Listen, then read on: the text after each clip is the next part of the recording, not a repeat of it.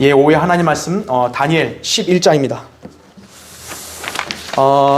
이제 지난주에 나눠드린 교환을 가지신 분들은 거기 이제 3페이지 이제 밑에서부터 보시면 되겠습니다. 자, 다니엘 11장. 자, 지금까지 이제 주로 이제 그 시리아와 이집트 간에 있었던 그런 역사적인 사건들을 많이 언급했습니다. 왜냐하면 이 다니엘 11장의 이 초반부는 거의 이제 그 시리아와 이집트 간에 앞으로 있을 전쟁들을 예언해 놓은 것이고, 다니엘 때 예언한 거고, 이제 우리 때는 이미 이게 다 성취된 게 확인이 됐잖아요. 그렇죠? 자, 이제 여러분이 오늘부터 해서 또 이 몇 주간은 특히나 집중해서 보셔야 될 게, 이제 여기서는 이제 거의 역사적인 내용들은 거의 언급하지 않고요. 다 대환란 때 적그리스도에 관한 예언들로 가득 차 있다 보시면 돼요. 그래서 사실은 예전에 스코필드 제가 얘기했잖아요. 스코필드나 라킨도 여기 30절 이후부터를 거의 이제 적그리스도에게 적용을 시켰거든요. 그러니까 그때 당시에 그분들도 그랬던 만큼 이 30절 이후부터는 이 적그리스도에 관한 예언들이 이렇게 많이 언급되어 있다 이거죠. 그러니까 여러분들이 지금부터 하는 이 예언적인 내용들을 잘 듣고 또 공부하시게 되면 대환란 때 이 적그리스도 행보가 구체적으로 어떻게 될지를 더 확연하게 알 수 있게 될 것입니다. 자, 우리 다니엘 11장 일단 거기 27절 끝에를 보세요. 자, 27절 끝에 지난번에 설명했다시피 이제 그 남조강, 북조강, 이제 그 북쪽은 이제 적그리스도라고 왕국이라고 이렇게 적용했을 때 적그리스도의 왕국인 적그리스도와 그 다음에 이집트 모슬렘 연맹과의 첫 번째 전투에서는 적그리스도 왕국이 이긴다 그랬죠. 그러니까 둘이 언약을 맺어요. 그래서 27절 끝에 보면 근데 그 언약은 둘 다 거짓말쟁이들이다 보니까 거기 나온 대로 그 종국이 그 정해진 때에 이를 것임이라 이렇게 나오고 있습니다. 자, 그래서 오늘 교환 받으신 분들은 첫 번째 보시면 되고, 이제 지난주 거 가신 분들은 계속 이어서 보세요. 27절에 종국이 정해진 때에 이를 것임이라, 표면적으로 맺어진 언약의 종국, 애초에 거짓이었던 대로 지켜지지 않을 것이다 라는 거죠. 여기서 정해진 때란 적그리스도가 멸망에 가증한 것을 세우려고 이스라엘로 다시 돌아올 때를 말한다라는 거죠. 자, 그렇게 봤을 때 이 다니엘 11장 25절부터 27절의 그 언약은 대환란 초기 때 있겠죠. 그렇죠? 그러니까 적그리스도와 이 남쪽 이집트로 대변되는 모슬렘 왕국이 첫 언약을 맺고 나서 그걸 지키냐, 그게 아니라 정해진 때에는 그 언약이 파기된다라는 거죠. 예. 그러니까 실제 적그리스도는 이제 언약을 파기할 것이다라는 거죠. 예. 그렇게 보면 됩니다. 자, 두 번째 보세요. 28절 볼게요. 그때 그가 큰 재물을 가지고 자기 땅으로 돌아갈 것이요, 그의 마음은 거룩한 언약을 거스를 것이며 그가 임의로 행동하고 자기 본토로 돌아가리라 이렇게 말씀을 하고 있습니다. 자, 교환을 보시면 자기 땅으로 돌아갈 것이요, 역사적 배경으로는 당시 시리아 왕국의 영토라 할 수 있는데, 자, 그 영토의 그런 범위가 어떠냐? 당시에 그 시리아 제국의 그 영토 범위를 볼 때 서쪽으로부터는 시리아에서부터 동쪽으로는 인도까지가, 그냥 페르시아 제국이 그때 그 그리스 제국도 엄청 컸잖아요. 그 중에 분열된 거니까. 그래서 동쪽으로 인도까지 해당되고, 자, 중요한 게 있어요. 그럼 그 가운데 지점이 어디냐? 바빌론이 위치해 있습니다. 그러니까 지금 여기 28절의 그 예언의 말씀, 적그리스도가 자기 땅으로 돌아간다 했을 때 이 자기 땅이 어디냐 이거예요. 아마도 바빌론일 확률도 높다라는 거예요. 따라서 자기 땅이라 했을 때는 예언적으로 재건된 바빌론을 의미하는 것일 수가 있다라는 거예요. 예. 영토의 범위를 봤을 때요. 자, 밑에 보세요. 괄호 1번. 요한계시록 17장에서는 종교적인 바빌론으로서의 로마가 언급되고 있죠. 클라레스 라키는 이 바빌론이 세계의 경제적 수도로서의 바빌론으로 다시 재건될 것이라 믿었어요. 그러니까 우리가 예전에 계시록 공부할 때는 17장과 18장의 그 바빌론, 종교적 형태의 바빌론으로 이제 보통 묶었지만, 사실 18장의 내용을 보면 상업적인 영역이 많이 나왔어요. 그래서 라키는 이 바빌론을 두 개로 나눴거든요. 그러니까 종교적인 바빌론이 있을 뿐만 아니라 쉽게 말하면 상업적인 바빌론이 있다 이렇게 얘기를 했는데, 뭐 그렇게까지 나누는 거는 좀 그렇다 쳐도요. 그래도 가능성이 있는 게 뭐냐면 바빌론이 재건될 수도 있다라는 거예요. 예. 왜냐하면 여기 다니엘 11장의 말씀대로 뭔가 돌아가려면 어떤 그런 땅이 이렇게 바빌론이 어떻게 보면 이제 지리적으로 볼 때 근접하니까 그런 가능성이 높다라는 거죠. 실제로 바빌론이 재건된다는 걸 라킨이 믿었는데 사실 바빌론 재건하려는 움직임이 한때 있었죠. 여러분도 잘 아시다시피 사담 후세인이 1983년 바빌론을 그 당시 과거의 바빌론을 다시 재건하려고 한번 시도했던 적이 있었어요. 네. 물론 이제 그건 실패로 돌아갔지만요. 자, 바빌론 지역은요. 오늘날로 따지면 어디냐면 이라크 쪽에 있는 지역이에요. 이라크 영토에 위치한 지역. 그래서 후세인이 옛날 바빌론의 영화를 자기가 입으려고 한번 이렇게 시도했던 거죠. 실제로. 자, 괄호 2번 보세요. 만약 북쪽 왕국이 예언적으로 로마 제국의 속성을 띤 10왕국들을 언급하는 것이라면 왜죠? 재건된 바빌론이 그 왕국의 정치적인 수도로 채택될 가능성이 있다라는 겁니다. 예.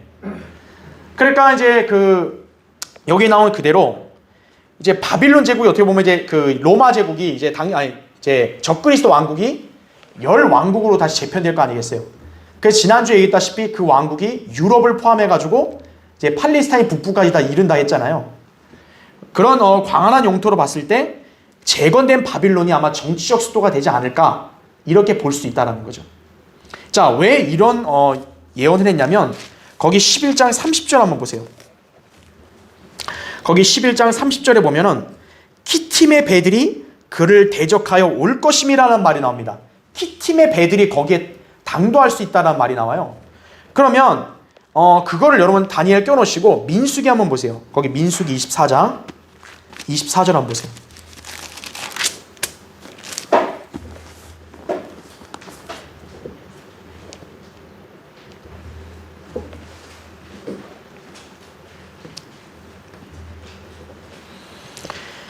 자, 민수기 24장 거기 24절 보시면 자, 이제 발람이 이제 어떻게 보면 예언을 한 건데 거기 보면 24절 이렇게 나옵니다. 배들이 키팀 해변에서 와서 그 다음 뭐라고 나오죠? 아수르를 괴롭히고 에벨도 괴롭히리라. 그러나 그도 영원히 멸망하리라 하고 이랬죠. 자, 배들이 키팀 해변에서 와서 어디를 지금 괴롭힌다 그래요? 아수르하고 에벨을 괴롭힌다는 말이 나와요. 예. 그런데 여기를 아까 우리 다니엘 11장 다시 30절 넘어오면 키팀의 배들이 지금 적그리스도 그를 대적하러 온다고 그랬잖아요. 그러니까 우리가 좀 전에 읽은 민수기 24장 24절에도 배들이 키팀에서 와서 아수르와 에벨을 괴롭힌다 그러는데 그게 여기 11장 30절에 적그리스도를 대적하러 오는 것과 뭔가 연관되어 있다는 거죠. 그러면 아수르와 에벨이라는 말을 보면은 이게 적그리스도의 왕국과 뭔가 연관되어 있는 게 있다는 거예요. 자, 한번 밑에 볼게요. 그 교환의 괄호 3번. 아수르와 에벨. 자, 그럼 아수르와 에벨이 뭐냐 이거예요. 뜻이. 아시리아와 칼데아인들의 왕국과 연관된 셈의 자손들이에요. 이 아수르와 에벨이라는 말이. 자, 창세기 거기 제가 표시해놨죠. 10장 21절부터 24절에는 이렇게 나와요. 셈은 모든 에벨 자손의 조상이요 형 야펫의 동생이라. 셈의 자손들은 엘람과 아수르와 아르박삿과 룻과 아람이오 그렇게 나오죠. 지금 셈의 자손들을 얘기할 때 아수르란 말이 나와요. 그렇죠? 또 보세요. 옆에 아르박삿은 살라를 낳고 살라는 에벨을 낳았으며 라고 말합니다. 자, 셈의 자손들 중에 아수르가 있고요. 또 아수르의 동생인지 뭔지는 모르지만 형제 중에 아르박삿의 손자 중에 에벨이 또 있어요. 그러니까 지금 아까 우리 민수기 24장 읽을 때 키팀 해변에 배들이 와서 아수르와 에벨을 괴롭힌다 그랬잖아요. 그러니까 이 아수르와 에벨이 바로 뭐냐면 그들의 이름이 당시 그들이 거주했던 땅을 위해 사용된 거예요. 그러니까 이 사람들이 거주했던 땅이 바로 그 아수르 에벨이 있던 땅이에요. 바로.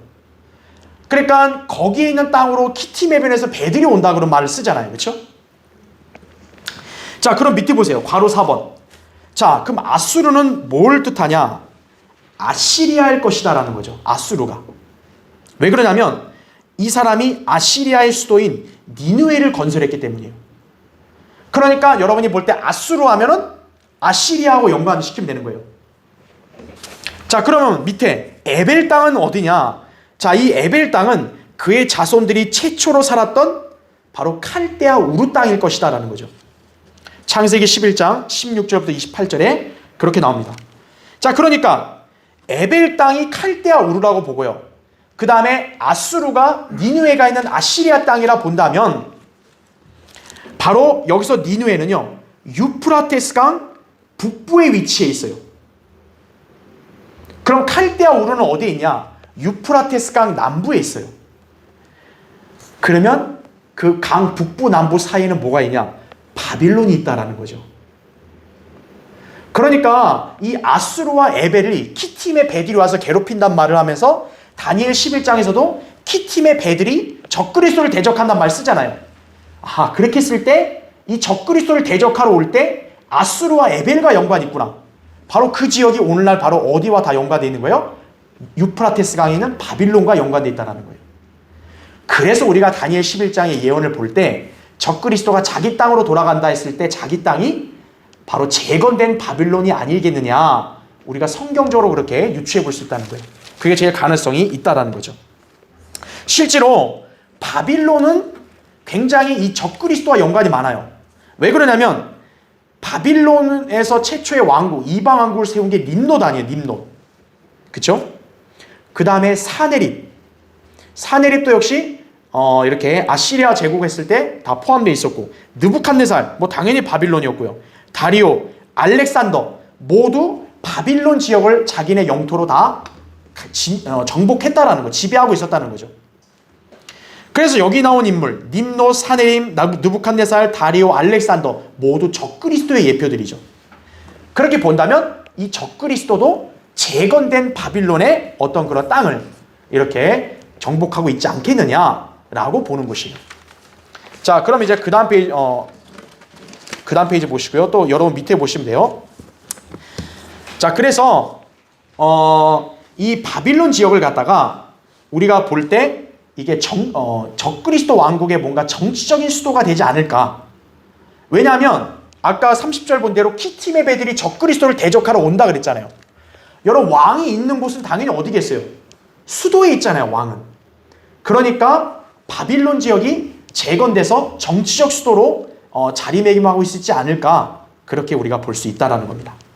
자, 이제 계속 넘어가서요. 거기 30절 보면은 키팀의 배들이 그를 대적하러 올 것임이라 라고 이렇게 말을 합니다. 자, 제가 지난번에 한번 얘기했잖아요.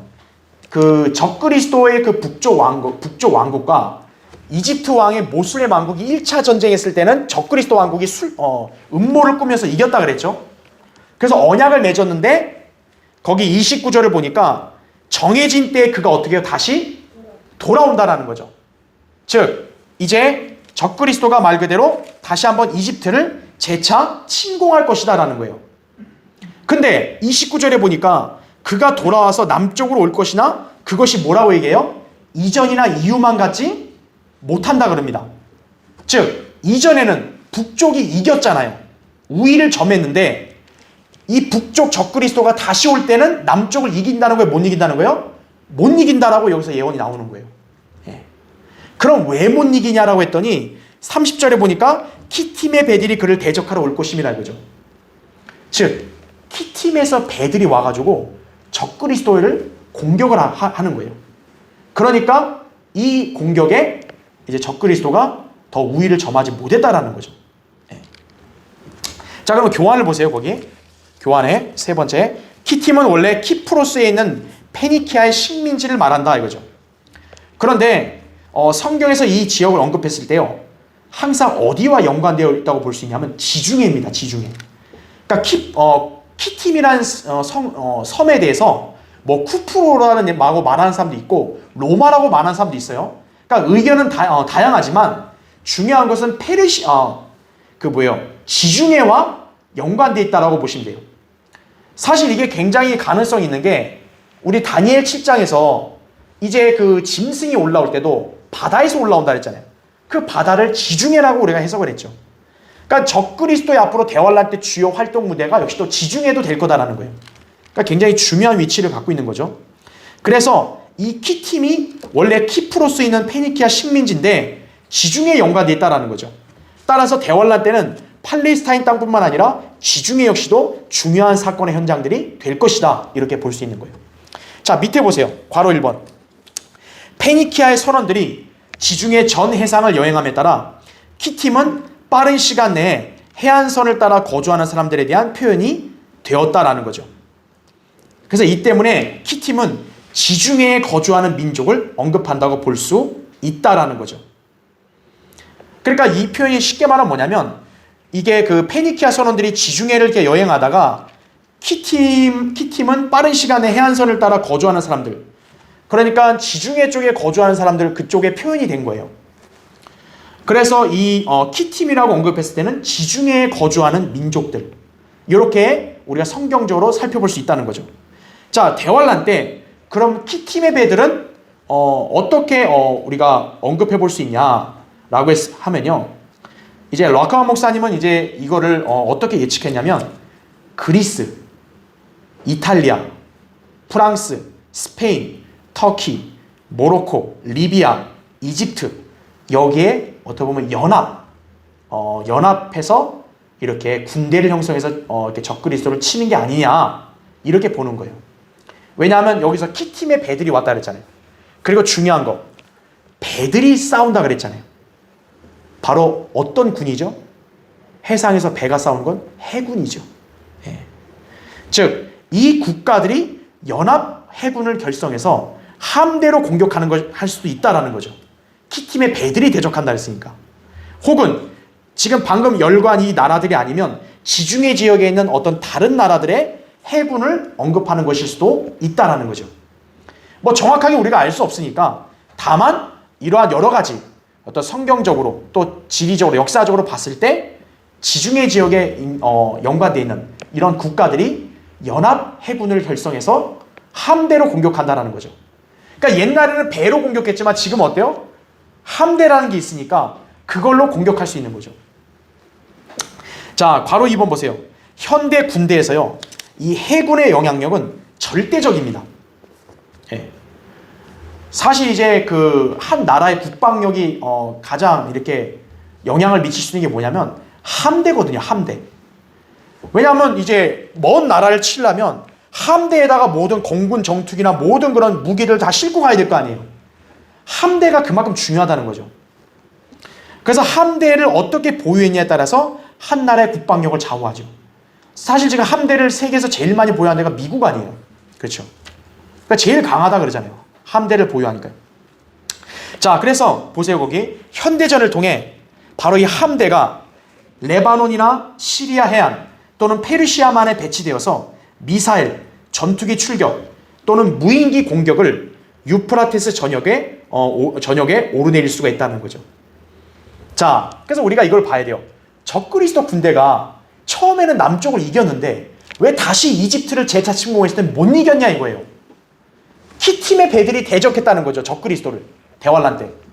그럼 그 키팀의 배들이 바로 이 지중해 연관된 국가들, 아까 제가 얘기했던 이런 국가들의 연합해군, 함대로 이들이 출격을 해가지고 바로 그 적그리스도가 있는 그 땅 주변, 거기를 어때요? 포격을 해버리면 이길 수가 없는 거죠. 그것을 현대식으로 볼 때 예언한 것이 아니냐, 이렇게 또 볼 수 있다는 거죠. 그러니까 성경의 예언이 얼마나 위대하냐면 그 당시에 있는 사람들의 이성을 이렇게 초월하는 거예요. 아니, 배들이 어떻게 와서 칠까? 현대에 우리 살고 있는 우리한테는 그게 가능한 거죠. 함대가 있으니까. 그렇죠. 자, 그래서 이렇게 유프라테스 전역을 요새 이런 뭐 함대를 비롯해서 미사일, 또 드론도 요새 발달했잖아요. 드론을 통해서도 막 이렇게 움직일 수 있잖아요. 그러니까 그런 걸로 공격을 할 수가 있다라는 거죠. 그러니까 적그리스도가 그로 인해서 남쪽에 패한다라고 볼 수 있는 거죠. 자, 그래서 괄호 3번 보세요. 적그리스도는 하나님의 정해진 때에 이집트를 다시 침공할 것이지만 그때는 지중해 국가들의 함대 무리들로 인해서 저지를 당할 것이다 라는 거죠. 그래서 아까 우리 29절 읽었던 예언대로 정해진 때에 그가 돌아와서 남쪽으로 올 것이나 그것이 이전이나 이후만 못하리라 라는 예언이 온전히 성취될 것이다. 이렇게 여러분이 보시면 되겠습니다. 예.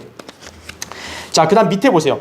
28절에 보니까 그의 마음은 거룩한 언약을 거스를 것이며 라고 이렇게 말을 합니다. 자, 이걸 다시 한번 이렇게 요약을 해볼게요.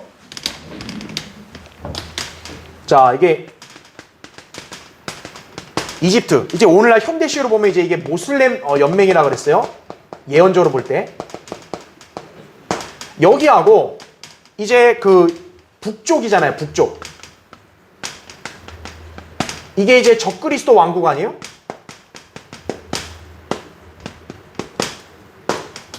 그러니까 적그리스도 왕국과 북쪽이 1차 전쟁을 했을 때는 여기가 이겼다라는 거죠. 예, 여기가 이기고 여기가 진 거예요. 그렇죠? 그래서 왜 졌냐 했더니 지난번에 얘기한 대로 적그리스도 왕국이 음모를 꾸몄다는 거죠. 그 음모가 지난주에 여러분 강의 들으면 알겠지만 이제 미리 예측하고 그대로 실행할 수 있는, 그러니까 쉽게 말하면 장비도 다 컴퓨터 장비 다 장악을 했기 때문에 모든 걸 다 간파하니까 이긴 거죠. 그래서 1차 전쟁은 적그리스도가 이기니까 어떻게 했냐, 여기서 언약을 맺는 거예요. 언약을 맺는다, 그죠? 자, 그럼 이 언약의 특징이 뭐냐면, 이 언약은 어떤 언약인지 자세히 몰라도 우리가 생각해 봤을 때 이 언약은 이집트뿐만 아니라 누구와도 관계됐냐? 이스라엘과도 연관되어 있다는 거예요. 이게 언약이. 그래서 여기 28절에 나온 대로 거룩한 언약이라는 말 쓴 거예요. 왜냐? 이스라엘과 어떤 형태로든 관련을 맺을 거라는 거죠. 그리고 이집트랑도 이집트까지도 뭔가 영향이 다 있겠죠. 그러니까 그 언약의 내용은 우리가 자세히는 몰라도 여기서 분명히 이 언약을 맺을 때 이스라엘과도 연관된 언약을 맺을 거라는 거죠. 왜 사실 이게 가능성이 높냐면, 이 어쨌든 두 왕국이 패권을 더 우위를 점하려면 이 사이에 낀 나라가 어디예요? 그렇죠. 그러니까 이스라엘은 어떤 형태로 다 영향을 받을 수밖에 없는 거죠. 어쨌든 모슬렘은 이스라엘을 미워하고, 그렇죠. 그래서 우리는 언약의 내용을 저는 잘 몰라요. 우리 성경에 정확히 안 나왔으니까. 그러나 중요한 것은 이 언약을 맺을 때는 이스라엘과 어떤 형태로든 다소 연관을 맺을 거다라는 거죠. 예. 그렇게 맺고 하는 거죠. 그러니까 우리가 예언을 다 공부해서 알겠지만 적그리스도가 처음엔 유대인들에게 친구로 와가지고 호의적이고 언약을 맺는다 그랬잖아요. 그러니까 그것이 아닐까, 이렇게 또 우리가 예측해 볼 수 있는 거죠. 그러니까 이스라엘과 언약을 맺으니까 이스라엘 입장에서는 이 사람들이 더 호의적으로 볼 수밖에 없는 거겠죠. 예. 하지만 중요한 게 있어요. 우리가 지난번에 제가 강의했던 대로 여기에 왕이든 적그리스도든 애시당초 이 언약을 지킬 생각이 있어요, 없어요? 없다라는 거죠. 말 그대로 이 언약은 거짓된 언약인 거예요. 예. 그러니까 거짓된 언약인데 어쨌든 이스라엘과 연관돼서 맺을 거라는 거죠. 이게 1차고, 그래서 2차 전쟁이 다시 한번 있잖아요. 다시 한번 쳐들어가죠. 근데 이때는 적그리스도가 패한다라는 거죠. 왜 패하냐 했더니 키팀의 배들이 대적을 한다 이거죠. 키팀의 배들, 바로 이 키팀이 지중해 연안 국가들의 어떤 해군, 함대다 이거죠. 그렇죠. 해군으로, 이런 영향력으로 이 사람들이 적그리스도 왕국에 딱 이렇게 공격을 하게 되니까 영향을 발휘할 수가 없게 된 것이다 라고 볼 수 있다는 거죠. 예. 자, 그래서 적그리스도는 결국 이집트를 다시 재차 침공하지만 역시 이기질 못하죠. 이 연안 국가들의 그런 어떤 함대, 해군 공격 때문에. 그래서 여기 말씀에 나온 대로 낙심하여 돌아간다라고 했죠. 자, 낙심하여 돌아가는데, 자, 거기 나온 대로 뭐라고 되어 있어요? 거룩한 언약에 대해서 분노를 품을 것이요라고 30절에 또 나옵니다. 그렇죠? 그러니까 적그리스도가 이집트에서 패한 거에 대해서 굉장히 낙심하고 기분이 안 좋은 상태에서 그냥 돌아가기 뭐하니까 이스라엘과 맺은 언약들을 거슬러서 어떻게 된 거예요? 임의대로 행하는 거죠. 다시 말하면 이 예언대로 이제 적그리스도가 이집트 2차 침공에 실패하면 말머리를 돌려서 어디로 진군한다는 거예요? 이스라엘로 이제 진군해서 침략해 들어간다라는 것을 예언으로 보여주는 것이에요. 네. 자, 그럼 이제 30절부터 32절을 볼게요. 자, 30절부터 32절. 이는 키팀의 베델이 그를 대적하러 올 것임이라. 그러므로 그가 낙심하여 돌아가며 거룩한 언약에 대하여 분노를 품을 것이요 그가 그렇게 행하리니 그가 돌아가서 거룩한 언약을 버린 자들과 더불어 이해를 도모하리라. 군대가 그의 편에 서서 견고한 성소를 더럽히고 날마다 드리는 제사를 폐지하며 멸망케 하는 가증한 것을 세우리라. 여러분 이 31절을 특히 잘 보세요. 이게 지금 굉장히 중요한 예언이에요. 이 자가 이스라엘을 이제 침공에 들어올 때 하는 짓이 바로 뭐냐면 이거라는 거죠. 성소를 더럽히고 제사를 폐지한다 이거죠. 자, 그럼 여러분이 이거 읽으면 딱 감이 와야겠죠. 대환란 때 이스라엘이 이제 적그리스도가 이스라엘 침공에 들어오면 이스라엘에는 뭐가 있다는 거예요. 지금 그때 이미 성전이 있다라는 거고, 그리고 성전의 제사 의식을 그대로 하고 있다라는 거예요. 그러니까 적그리스도가 들어와서 그걸 금지시키는 거죠 지금. 그리고 멸망케 하는 가증한 것을 세운다라는 거죠. 예. 그 다음에 32절. 또 그가 언약을 거슬러 악하게 행하는 그런 자를 술책으로 파멸시킬 것이나 자기들의 하나님을 아는 백성은 강해져서 임의로 행동하리라. 이렇게 말씀하죠. 자, 오늘 여기까지만 한번 살펴볼게요. 자, 일단 교환을 보세요. 거기 첫 번째 보세요. 적그리스도가 이집트의 침공에 실패하여 이스라엘로 진군하게 될 때 거룩한 언약을 버린 자들과 더불어 이해를 도모할 것이다 랍니다. 자, 여기에 나온 단어 이해를 도모한다. 이게 무슨 뜻일까요? 자, 그 밑에 괄호 1번 보세요. 여기서 이해라고 했을 때는 영어로는 intelligence라는 단어 영어 킹제임스 되어 있는데 오늘날 소위 국방과 정치적 영역에서 가치 있게 여겨지는 일종의 정보와 같은 의미다라는 거죠. 그러니까 여러분이 여기서 이해라는 말을 그냥 막연히 생각하지 마시고 어떻게 생각하냐면 군사적으로 또 정치적으로 뭔가 유용한 그런 정보다 보시면 돼요. 즉 적그리스도가 침공에 들어올 때요, 이 거룩한 언약을 버린 자들 바로 누구냐면 이 적그리스도의 편에서는 유대인들을 말하는 거예요. 바로 이 유대인들이 적그리스도와 더불어 뭐를 도모해요? 이해를 도모한다. 즉 군사적, 정치적으로 유용한 이런 정보들 어떤 걸 서로 공유하는 거예요. 그래서 그걸로 서로 이익이 딱 맞아떨어져서 어떻게 하는 거예요? 이 유대인들이 적그리스도의 편에 합류하는 거죠. 그게 바로 거룩한 언약을 버린 자들이라는 뜻이 그거예요. 그래서 그 자들은 적그리스도와 더불어 이해를 도모한다 이거죠. 그러니까 실제 적그리스도가 이스라엘로 침공에 들어오고 딱 점령하고 성소를 더럽히려면 그냥 막연히 되는 게 아니라 뭐가 있어야 돼요? 당연히 정보가 있어야 될 거 아니에요.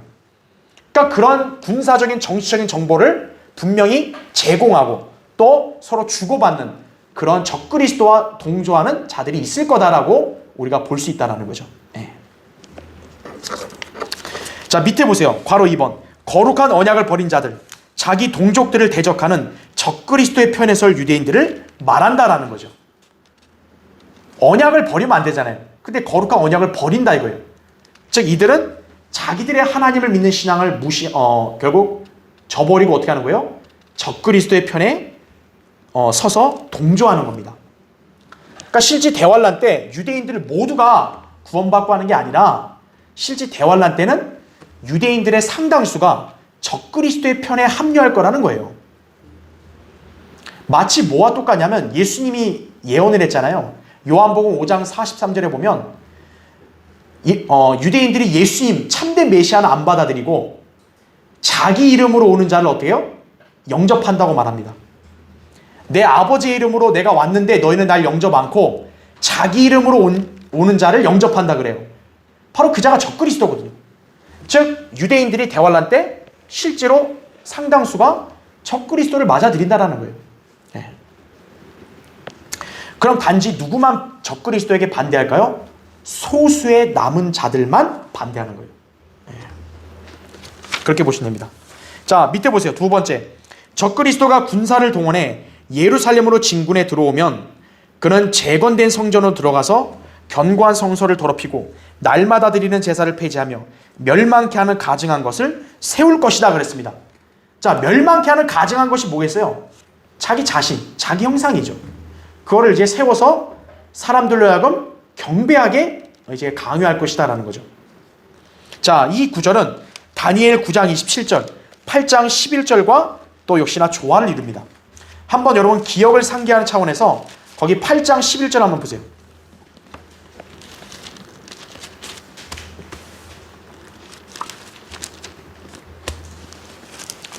자, 여러분 거기 다니엘 8장 9절부터 볼게요. 9절부터 11절 보시면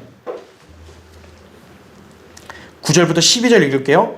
그중 한 뿔에서 작은 뿔 하나가 나와서 남쪽과 동쪽과 아름다운 땅을 향하여 심히 커지더니 하늘의 군대에 이를 만큼 커져서 군대와 별들 중에 얼마를 땅에 던지고 그것들을 짓밟더라 이거죠. 여기서 작은 뿔이 바로 하늘의 군대에 이를 만큼 커진다 그랬죠. 바로 이 자가 누구예요? 적그리스도라는 거죠. 그러면 11절 보세요. 자, 이 적그리스도가 어떤 행동을 하냐? 정녕 그는 자신을 군대의 통치자에게까지 높였으며 그로 인하여 매일 드리는 희생제도 없어지고 그의 성소의 처소도 허물어졌도다 이렇게 말하죠. 12절 한 군대가 그에게 주어져서 죄과로 인하여 매일 드리는 희생제도 반대케 하며 그 작은 뿔이 진리를 땅에 던지고 마음대로 행하며 번성하였더라 이거죠. 즉, 이 적그리스도가 하는 행동이 매일 드리는 희생제를 반대한다 그랬죠.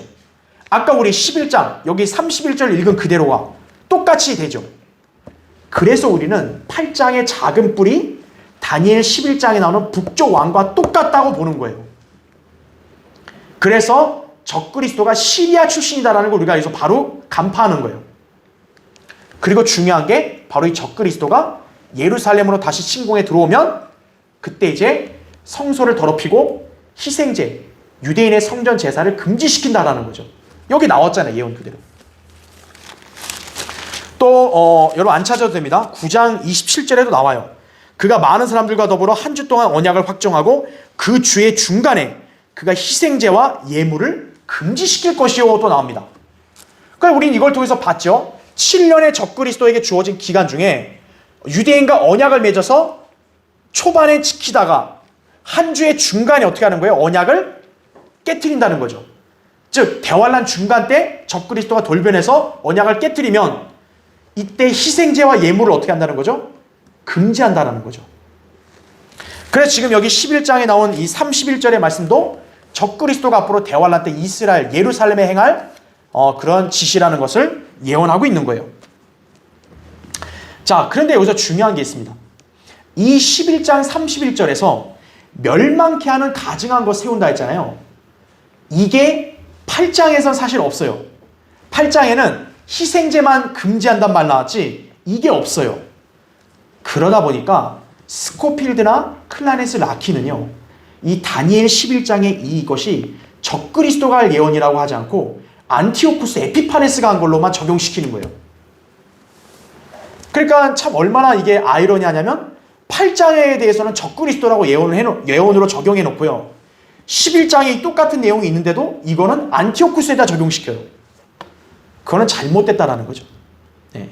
여기 11장의 이 31절도 지금 다 적그리스도가 실제로 그렇게 할 거라는 것을 예언하는 거예요. 자, 한번 예를 들어 볼까요? 여러분 거기 꽂아놓고 마태복음 찾아보세요. 마태복음 24장. 마태복음 24장 거기 15절 보세요.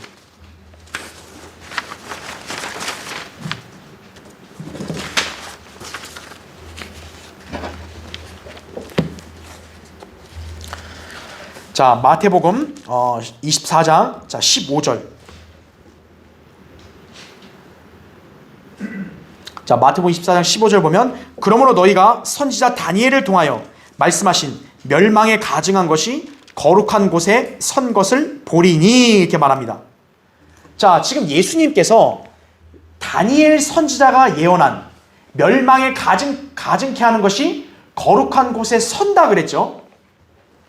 이것을 말할 때 이거를 과거에 있던 걸 말한 거예요? 아니면 앞으로 있을 일을 말한 거예요? 이게? 앞으로 있을 일을 말한 거예요, 이게. 자, 예수님 당시 초림 때 예수님이 이걸 미래로 말씀하셨다면요. 안티오쿠스는 이미 예수님 전에 이미 훨씬 그 전에 죽었어요, 안 죽었어요? 죽었잖아요. 그러니까 이 다니엘 11장 31절의 예언은 결코 시리아의 안티오쿠스에게 적용될 수가 없다라는 거예요. 왜냐하면 예수님이 지금 이 당시에 말씀할 때도 이거는 과거에 성취됐다고 말하는 게 아니고 지금 대환란을 예언하시면서 어떻게 한 거예요? 이게 앞으로 있을 거다라고 미래로 또 말씀하신 거예요. 그러니까 15절 다음에 16절을 보면 그때 유대에 있는 자들은 뭐라 그래요? 산들로 도망가라는 거죠. 안티오쿠스 때 있었으면 이미 다 지난 일인데 뭘 도망갈 일이 뭐 있겠어요? 미래에 이 일이 있을 거다는 거죠. 바로 대환란 중간에 적그리스도가 멸망케 하는 가증한 것을 세운다 이거죠. 성전에다. 그러면 어떻게 하는 거예요? 그때 이제 유대인들을 박해하니까 예수님께서는 도망가라고 말씀한 거예요. 미래의 사건이다라는 거죠. 이게. 자, 이제 교환의 다음 페이지 넘어오세요. 3페이지 보면 자, 그래서 맨 위에 괄호 2번 라키는 비록 작은 뿌리 적그리스도에 관한 예언임을 알았지만 그는 멸망케 하는 가증한 것이 적그리스도에 대해 언급하는 것임을 알지 못했다라는 거죠. 예. 근데 괄호 3번 보세요. 그러나 다니엘 8장에서 작은 뿔이 적그리스도임을 알았다면 이 11장의 예언도 역시 그에게 적용된다는 점에는 의심의 여지가 없다라는 거죠. 실제로 8장에서 적그리스도를 둘러싼 일들에 관해 묘사한 부분을 보면 11장에서도 상호 연결되는 예언들이 많다라는 거예요. 자, 대표적으로요. 다니엘 8장에서는 이 작은 뿔이 평화로 와서 또 많은 걸 멸한다 그랬죠. 근데 다니엘 11장에 보면 적그리스도 비열한 자가 어때요? 역시 평화롭게 와서 술책으로 왕국을 얻는다라고 말하죠. 이 자가 평화를 가장해서 온다는 게 8장에도 있고 11장에도 있어요. 그럼 둘 다 누구에 대한 예언이겠어요? 당연히 적그리스도에 관한 예언이라는 거죠. 그러니까 여기 31절에 멸망케 하는 가증한 것을 세우는 것도 옛날 시리아의 안티오쿠스가 아니라 적그리스도에게 해당되는 예언이다. 이렇게 여러분이 보시면 된다는 것이. 자, 그래서 그런 의심의 여지가 없다 이거죠. 그래서 다시 다니엘 넘어오시면 다니엘 우리가 나중에 배우겠지만 12장 11절에도 다시 한번 나와요. 다니엘 12장 거기 11절 보면 날마다 드리는 희생자가 폐지되고 멸망케 하는 가증한 것이 세워질 때부터 1290일이 될 것이니라 이렇게 말씀하거든요. 자, 여기 지금 주님께서 다니엘에게 여기 나온 대로 날마다 드리는 희생제 폐지되고 멸망케 하는 가증한 것이 세워지고 1290일이라 그랬죠.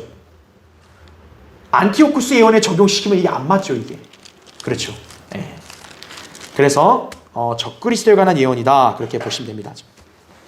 자, 이제 다시 다니엘 11장 돌아와서요 32절을 볼게요. 자, 32절을 보면 또 그가 언약을 거슬러 악하게 행하는 그런 자를 술책으로 파멸시킬 것이나 자기들의 하나님을 아는 백성은 강해져서 임의로 행동하리라 라고 이렇게 말하고 있습니다. 자, 여기 보니까 지금 두 부류가 나와요.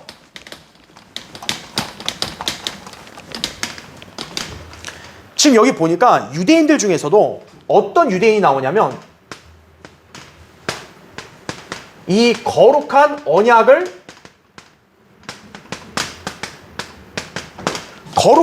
버린 자들이 나와요.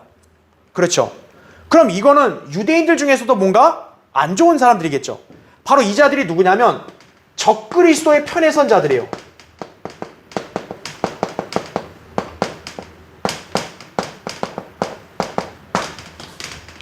바로 이 거룩한 언약을 버린 자들은. 그런데 반면에 우리가 지금 이 32절을 읽으니까 누가 또 나와요? 자기들의 그쵸? 자기들의 하나님을 아는 백성이란 말이 또 나옵니다. 32절에 보면 그쵸? 그래서 지금 32절 다시 보면 거기에 그렇게 나와요. 언약을 거슬러 악하게 행하는 그런 자를 술책으로 파멸시킬 것이나 이거죠.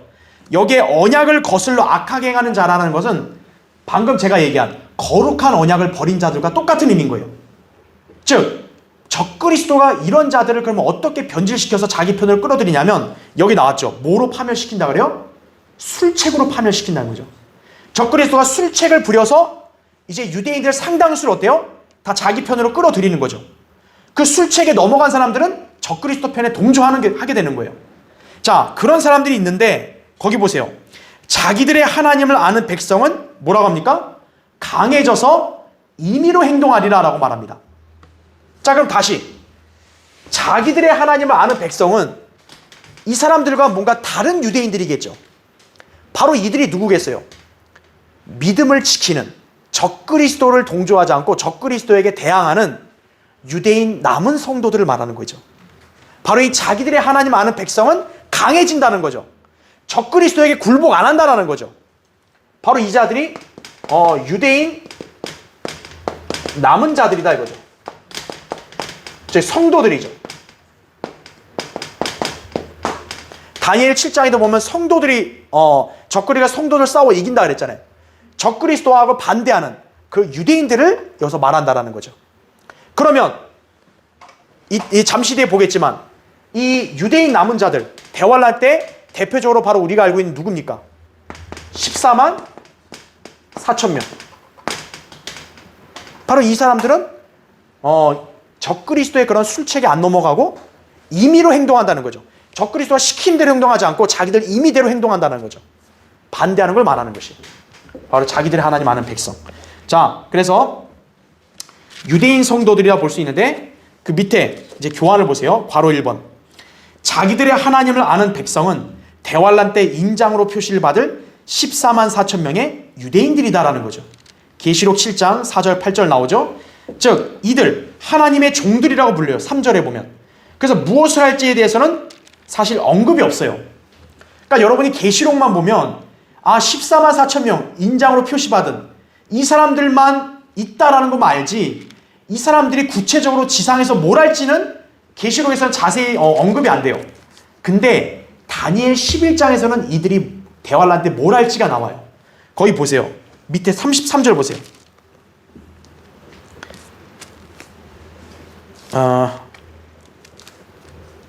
거기 보시면 33절 보세요. 백성들 가운데 깨달은 자들이 많은 사람을 어떻게 한대요?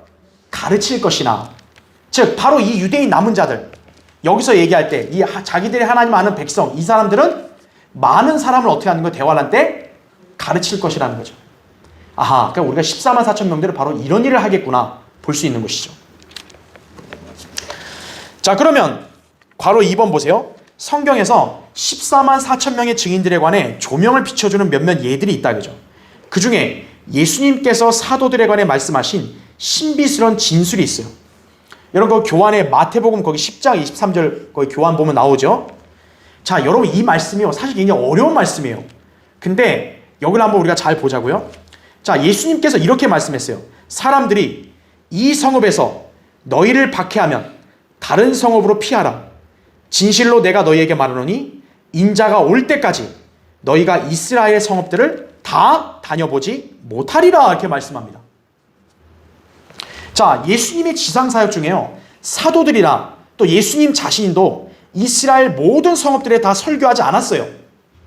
근데 우리가 마태복음 24장의 왕국복음을 보면 왕국복음이 모든 민족에게 전파되어야 된다 그랬잖아요.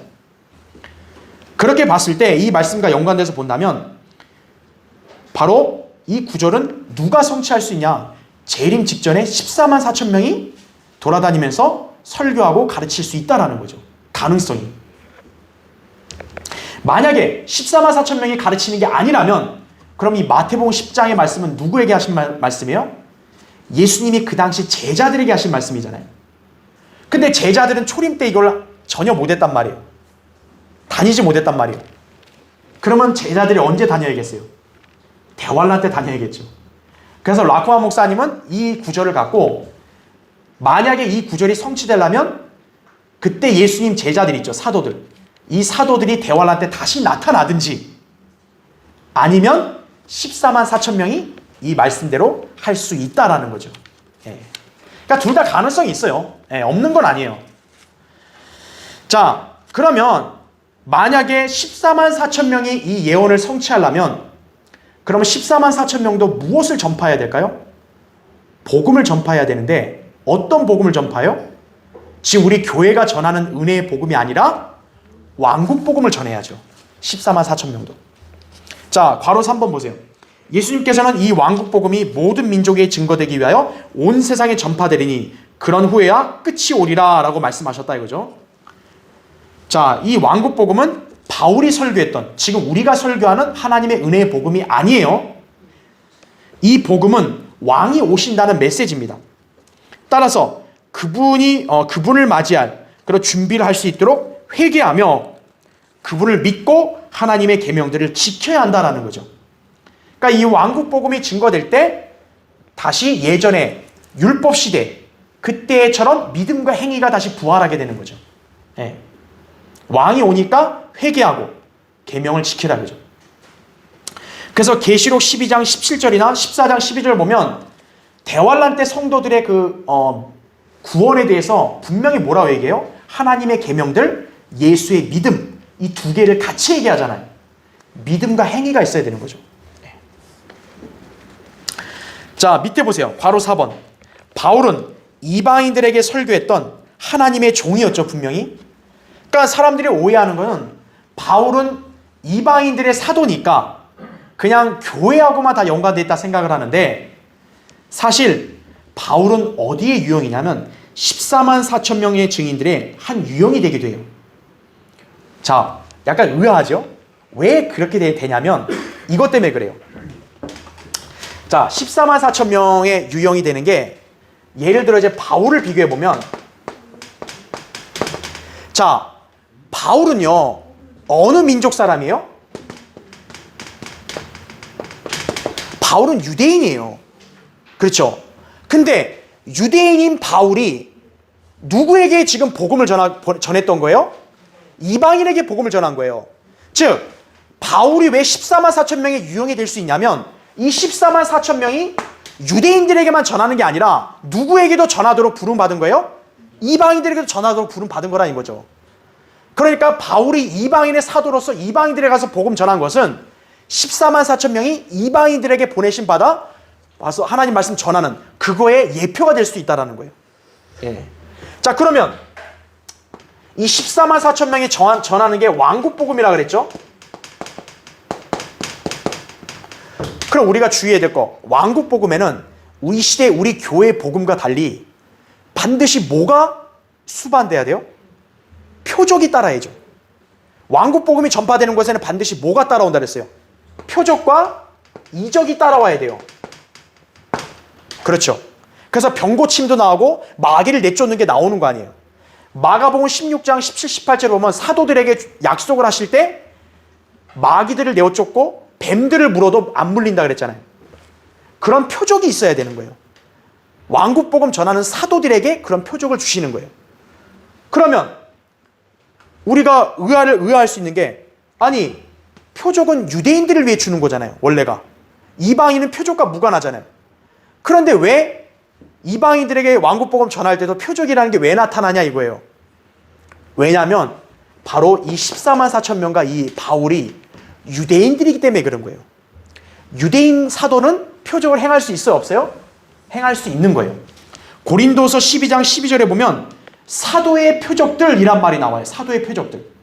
그래서 병 고치는 거, 심지어 죽은 사람도 살리는 거, 그 다음에 뱀에게 물려도 해 안 입고, 그 다음에 마귀를 내쫓는 이러한 표적들은 누가 할 수 있냐면 유대인 사도들만 하는 거예요.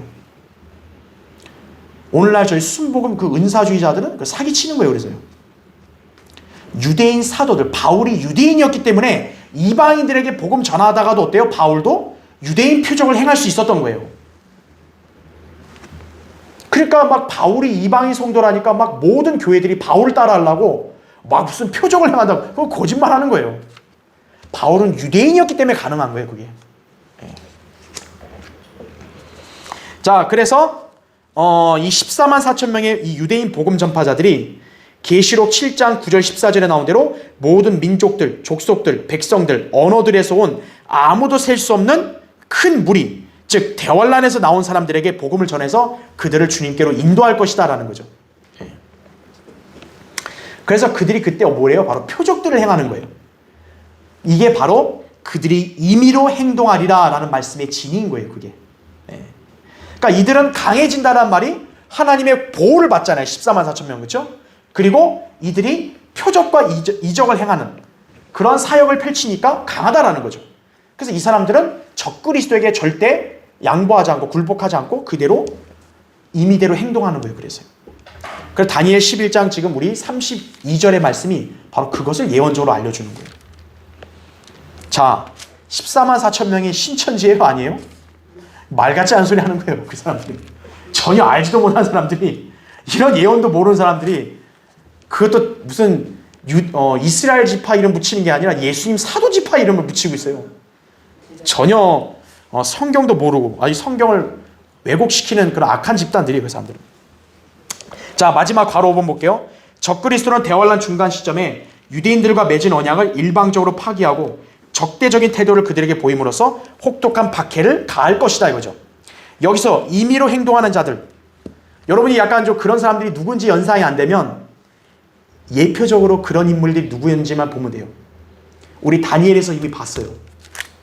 다니엘하고 그 다음 또 누구예요? 그의 세 친구 사드락, 메삭, 아벳느고죠. 다니엘 세 친구는 느부갓네살이 신상을 세워서 경배 안 하면 용광로에 던지겠다 그랬죠. 근데 사드락, 메삭, 아벳느고는 그거에 굴복했어요? 안 했어요? 안 하고 용광로로 직접 들어갔죠. 근데 하나도 해 안 입고 올라왔죠. 바로 유대인 남은 성도들 예표라 이거죠. 다니엘 자체도 어때요? 사자굴로 들어갔죠. 그런데 보호받고 다시 나왔죠. 바로 자기들의 하나님 아는 백성, 그거의 예표가 된다는 거죠. 대환란 때에도 적그리스도의 그런 극심한 박해와 공격에 저항하고 반대하는 그런 하나님의 남은 백성이 있다라는 것을 여기서 다니엘 12장에서 알려주는 것이에요. 자, 더 구체적인 내용 이어서는 우리가 다음 시간에 보도록 하겠습니다. 자, 오늘 기도하고 오늘 예배를 마치겠습니다.